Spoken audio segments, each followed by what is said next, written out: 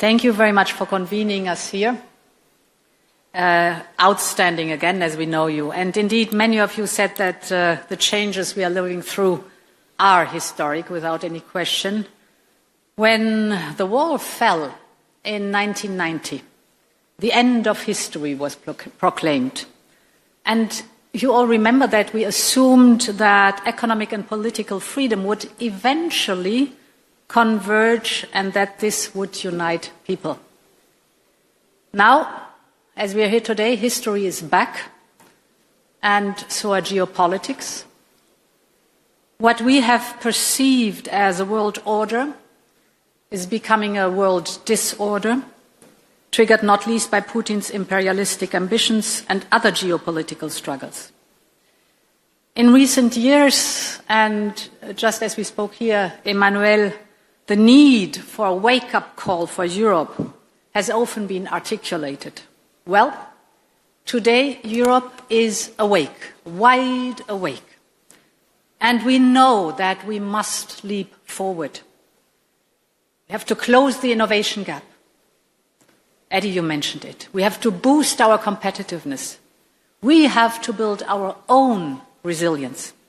And we have to widen and deepen the network of partnerships that we have around the world. We all have learned that when there are big crises, Europe certainly provides some of the big answers.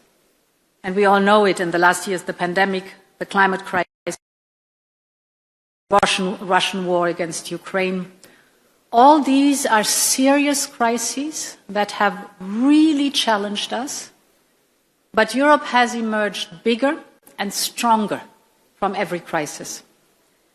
Europe has moved closer together in the face of these turning points in history. And Europe has stood united in its unwavering support to Ukraine. Because we should not forget, this is also why the European political community has been founded and created, to rally around Ukraine in the face of Russia's aggression and to preserve peace on the continent, while Russia has left Europe.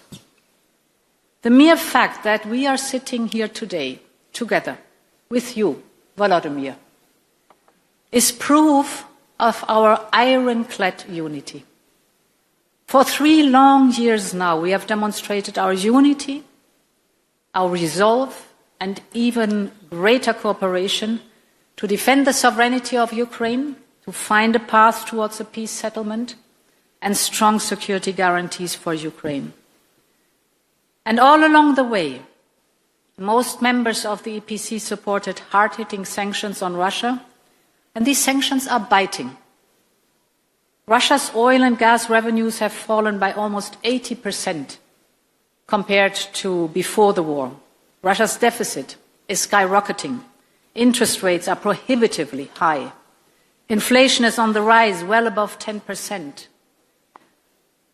And we are ready to do more to bring Putin to the negotiation table. Many of the speakers mentioned it. This war has to end. You said it, Georgia. You said it, Keir. Volodymyr has described with others the roller coaster of the last days. To be very clear again, we want peace. And so we are working on a next set of sanctions. Main elements of this package will be, for example, sanctions on Nord Stream 1 and Nord Stream 2, further listing of vessels in the shadow fleet and lower the oil price cap, and more sanctions on Russia's financial sector, because we want peace and it is time to seriously engage on that. But we are also gathered here in Tirana to build our common future. And it was wonderful to listen to the different speakers. Our future of a Europe that is an era of shared prosperity.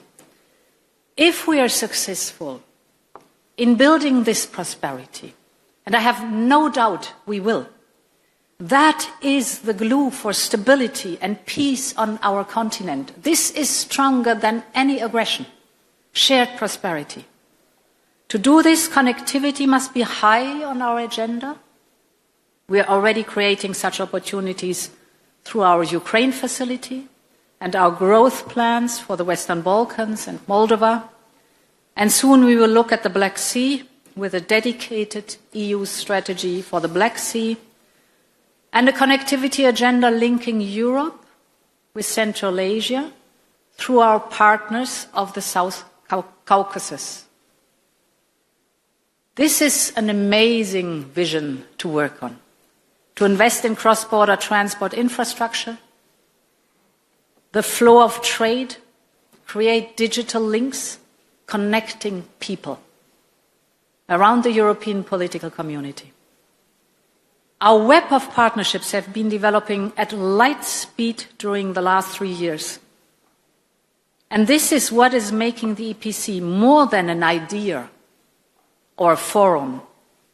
It is the expression of our ability to address and to master together the challenges that occur as Europeans.